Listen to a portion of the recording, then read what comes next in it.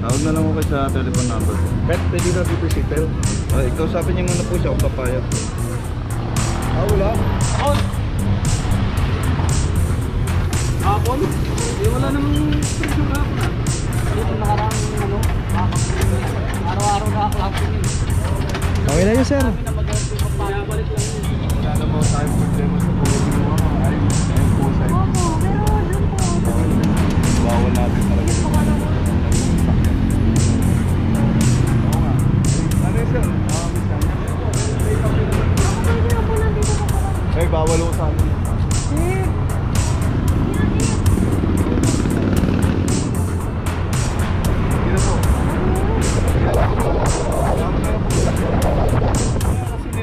Ang kinagisnan nila dati, pwede tayo magparada kung saan saan.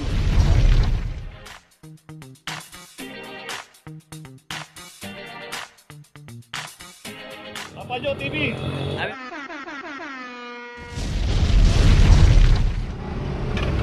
Location natin Lorenzo Street, corner Felix Huertas. Dito isang Ford Territory. Dito sa kahabaan ng Lorenzo makikita natin one side parking lang dito. Dito lang pwedeng pumarada. At yung pinaradahan dito ng mga sasakyan bawal na po rito. 2411.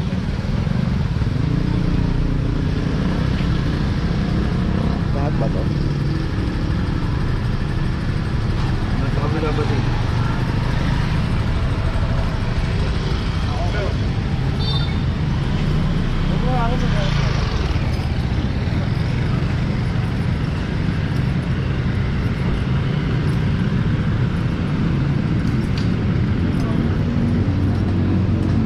Okay, sa kayo isang repo rin dito, walang driver. 2408.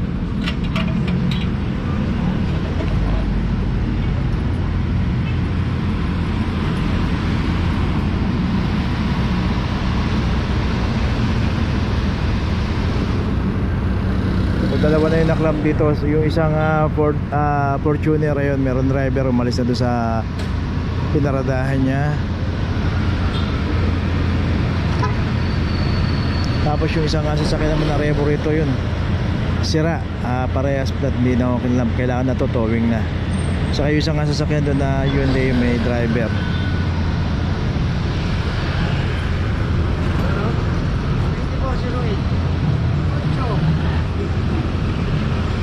So yung isang territory yun na unang naklab, meron ng notice.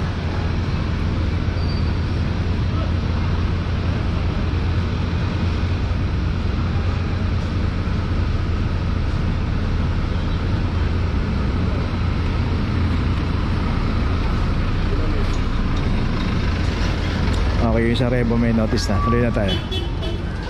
Location natin Epoxon, corner Emoxon. At dito na may isang Montero. Dito yung pagkakaparada nito, naka street corner. Dito rin sa Epoxon makita natin both side may mga nakaparada. Ayan, hanggang dito. Pero wag po tayo paparada ng street corner. Kasama po sa ini-issue ng clamping operation yan. Nakasulat po doon sa notice na nilalagay dito. 2407.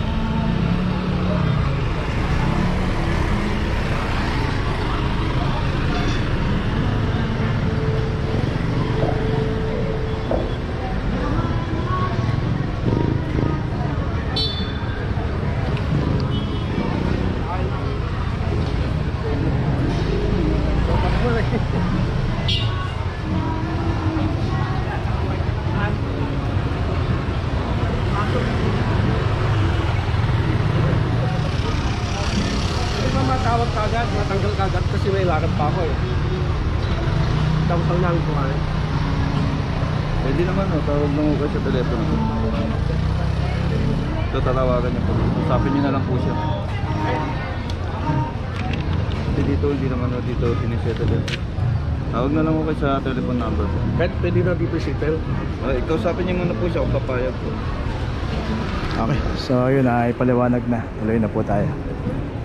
Location natin Vicente Cruz, corner Lardizabal. At ito isang Montero 2328. Dito rin sa kahabaan ng Vicente Cruz, mabuhay din po dito. dito po kung sino po yung aabutan. Matik na po yan basta wala pong driver doon sa loob. Ayun, kung paparada tayo, matatagalan tayo, doon na lang po tayo pumarada sa mga pay parking o secondary road.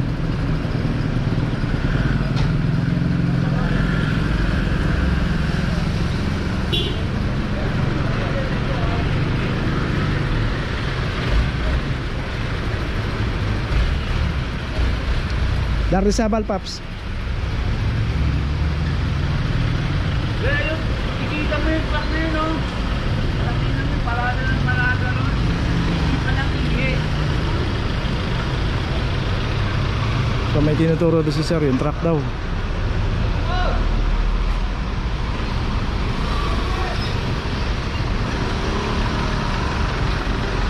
Okay, itong Montero may notice na. So yun po yung truck, kaso mayroon pong driver yung maandar. Napansin lang ni sir. Tuloy na po tayo. Location natin Figueras Corner, San Antonio. Dito na may isang Toyota Vios. At ito wala rin driver. 2414. Nasa kayong isa pang sasakyan din dito, walang driver to.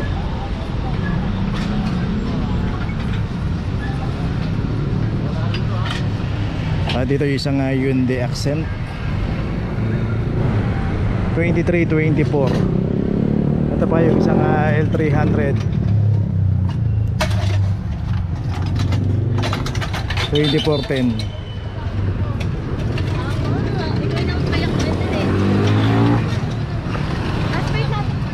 Isang Montero Sport. Okay, walang tao.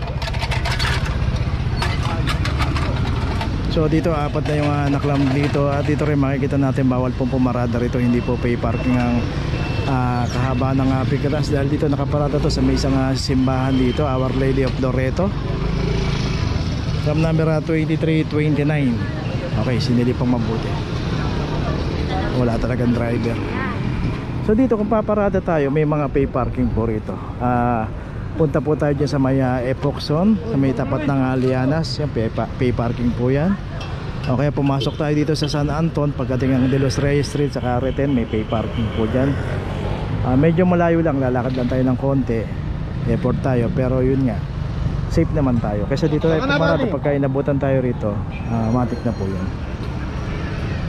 So yun, nalagyan ng mga notice na yung ano rito. Ito yung Vios meron na. Tapos yung Accent meron na. Ito yung ginagawa dito, yung L300 na lang. Saka yung isang Montero.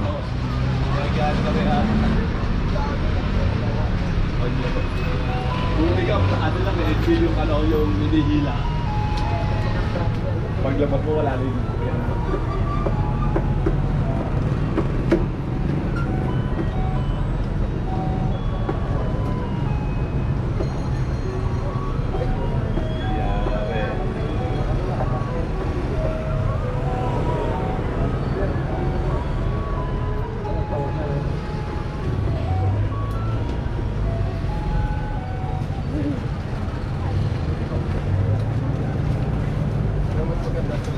Okay, may notice na yung L300. So ito na lang yung huli, yung Montero. So ganun lang po, pag alam natin bawal, wag po natin paradahan. Dahil kasama po yan sa hinuhuli ng clubbing operation, yung mga naka-obstruct. Pagka bawal pong pumarada, lalo sa mga simbahan, school zone, iwasan po natin. Ito, meron ng notice itong Montero. So kompleto na, apat na sasakyan yung naklam dito. Tuloy na po tayo. Location natin laon lang, corner instruction. At dito isang Nissan Almera 2410. At ito yung isang sasakyan dito, pero may driver yun. May binili lang dito sa isang construction, pero ayan, paalis na rin. Ayun po yung driver. Ito naman yung isang Almera, naklam to, walang driver. Saka dito po pumarada, mabuhay lane. Dito naman po sa policy ng clamping, pagka naabutan po yung ating sasakyan na naklamp na yan, na walang driver, matik na po yan, hindi na po pwedeng tanggalin yan. Saka wala po silang inaantay na oras o hinahanap yung driver. So kailangan po pag pumarada tayo, make it sure na nasa tamang paradahan tayo.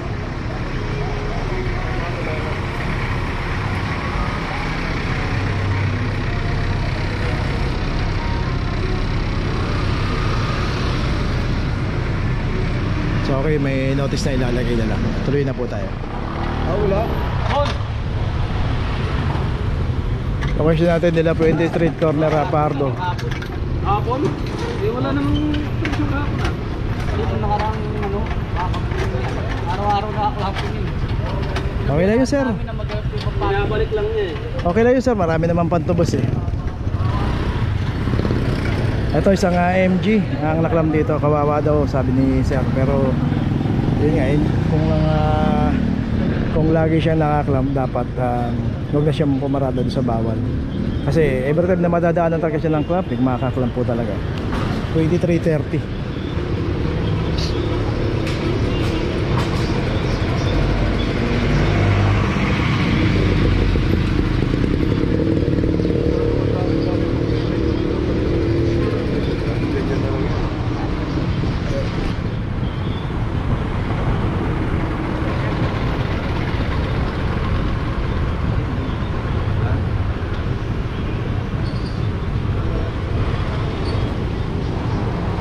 Okay, itong MG meron ng notice. Tuloy na po tayo. Location natin, Dapitan Street, corner Santander. Dito isang Mazda 3. Yun ang alam dito. At ito meron na rin aklam number 2323. Dito rin sa kahabaan ng Dapitan, makikita po natin yung Santander Street na yan. Secondary road, pay parking. Kung magtatagal po tayo, dyan na lang po tayo pumarada. Dito po kasi marami pong mga kainan dito, no? May mga milk tea, coffee shop. Mas maganda po bago tayo pumarada, magtanong tayo sa may mga signage po dito.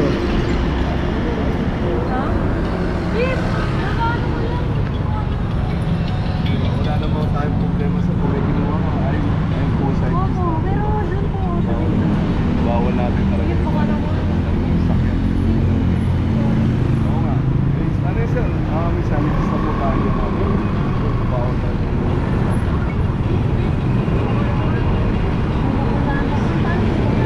Ayun ba, makakalain natin po sa loob. Hindi, napagka mo. Tsaka may contact number naman yan.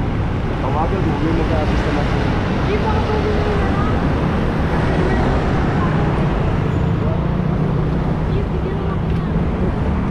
Tawag na ako ngayon. Jeep! Pwede makukuha ko yan ngayon. Tawagan mo na sa papel. May number po. May papel. Ako pwede na po nandito po po. Eh, bawal ko sa amin. Jeep! Hindi na, Jeep. Huwag po tayo makulit, ma'am. Bawal po sa amin yan. Magkano ba yan? Kailangan po yan. Ano yun? Opo. Paano ba ang contact natin? Nandiyan po sa amin. Eh, hindi po kasi. Oo. May sasagot ako dito. Baka sabi ko dito. Bawal mo nga sa amin yan. Dito po.